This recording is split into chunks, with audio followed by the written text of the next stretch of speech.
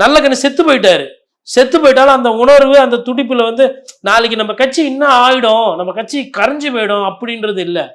சித்தாந்தம் காப்பாற்றும். எவனோ ஒரு சின்ன பையன் அந்த சிவப்பு கொடி தூக்கி பிடிப்பான். அது 2% இருந்தாலும் அது நிற்கும். அது அது அது வந்து பட்டு போவாதுன்ற அந்த நம்பிக்கை இருக்கு பாருங்க, அதுதான் கட்சி. அம்மையார் ஜெயலலிதா சும்மா சொல்லிட்டு போனாங்களோ இல்லை கனவு நினச்சிட்டு சொல்லிட்டு போச்சா அந்த மாதிரி தெரியாது.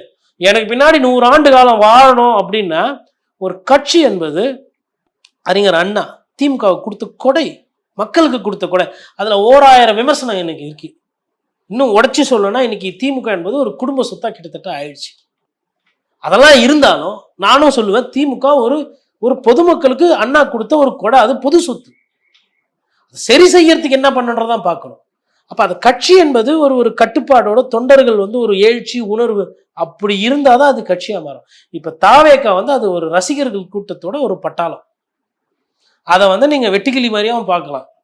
ஒரு விவசாய நிலம் இருக்குன்னா அந்த வெட்டுக்கிளி கூட்டம் இல்லை காலக்கேயர்கள் கூட்டம் வந்து எப்படி படத்தில் காட்டுவாங்க, மொத்தமாக முடிச்சுட்டு போயிடும். அந்த மாதிரி பண்ணிக்கிட்டு இருக்கிறாங்க அவங்க. அவங்க அரசியல் மயப்படுத்தப்படும்.